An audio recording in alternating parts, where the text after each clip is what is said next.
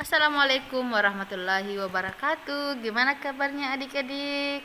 Jumpa lagi bersama saya di channel Jumri Rahman 07 dengan materi yang baru. Kali ini kita akan belajar materi dari peluang ya. Tapi sebelumnya jangan lupa subscribe dulu ya.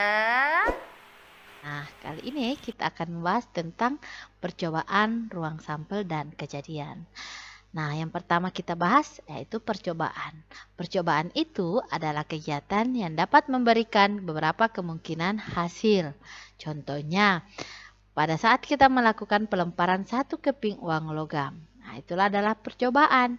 Karena dari situ kita bisa mendapatkan beberapa kemungkinan yang muncul. Bisa saja muncul gambar atau muncul angka. Contoh kedua adalah pelemparan sebuah dadu.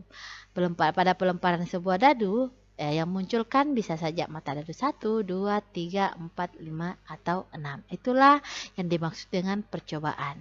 Jadi sekali lagi, percobaan adalah kegiatan yang dapat memberikan beberapa kemungkinan hasil.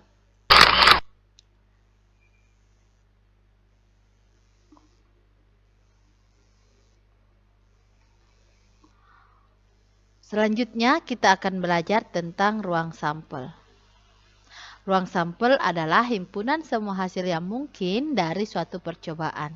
Dinotasikan dengan S. Sedangkan titik sampel adalah anggotanya dari ruang sampel.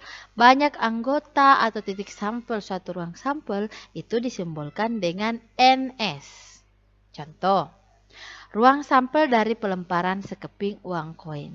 Kita tahu bahwa uang koin itu kan dua sisinya. Ada angka, ada gambar. Maka, dari sekeping uang koin yang dilemparkan, kita akan memperoleh ruang sampel, titik sampel, angka, dan gambar. Sehingga ruang sampelnya adalah himpunan dari AG.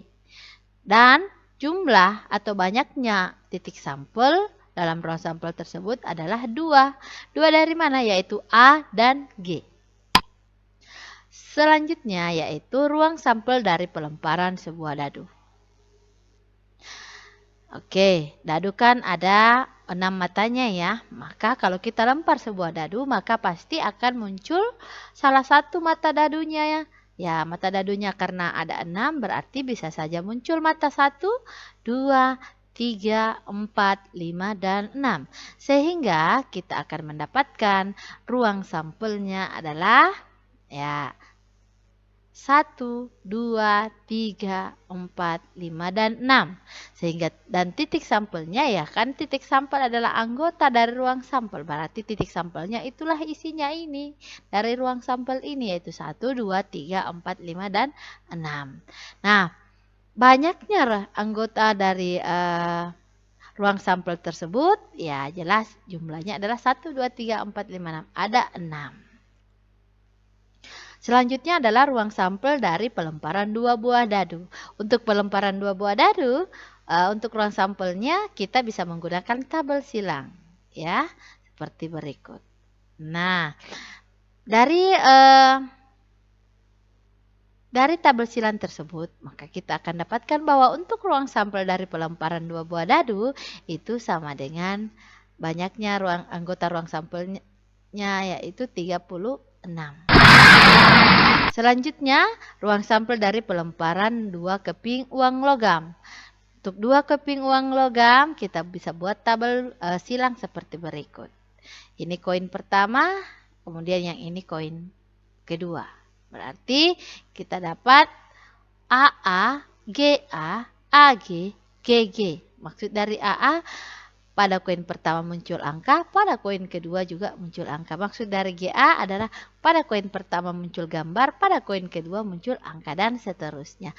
Dari pelemparan 2 keping uang logam ini jelas bahwa titik sampelnya adalah AA, AG, GA, dan GG. Sehingga kita bisa tulis ruang sampelnya adalah himpunan dari AA, AG, GA, dan GG. Dan banyaknya anggotanya 1, 2, 3, 4. Berarti kita tulis NS sama dengan 4.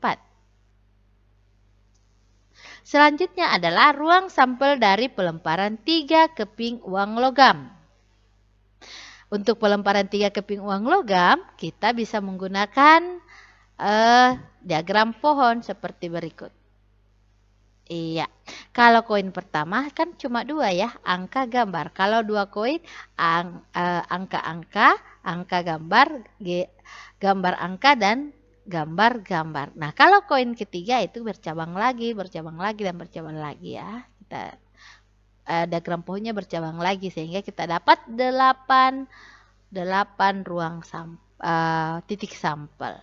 Nah, jadi banyaknya titik sampel dan ruang sampel untuk pelemparan 3 keping uang logam, kita bisa tulis ya. Ruang sampelnya adalah AA, AAG, AGA hingga GGG. Nah, jumlahnya ini 1 2 3 4 5 6 7 8 sehingga kita bisa tulis NS sama dengan 8. Yang keenam, ruang sampel dari pelemparan dari satu set kartu bridge. Tentu kalian yang suka bermain kartu pernah melihat ini. Jangan khawatir, ini yang kita lakukan di sini bukan untuk berjudi ya, tetapi untuk kita ambil sebagai sisi positifnya saja, yaitu untuk belajar. Nah, perlu kalian ketahui juga kenapa peluang itu identik dengan dadu, uang koin, apalagi namanya kartu bridge, karena terus terang peluang itu ditemukan oleh seorang penjudi. Tapi kita ambil sisi positifnya saja ya, dari apa yang beliau temukan.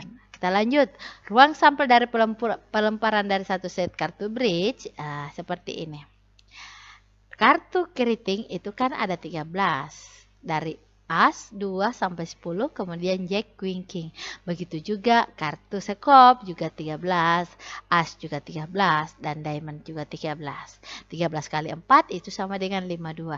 Di sini kartu yokernya tidak dimasukkan dalam perhitungannya sehingga NS-nya sama dengan 52.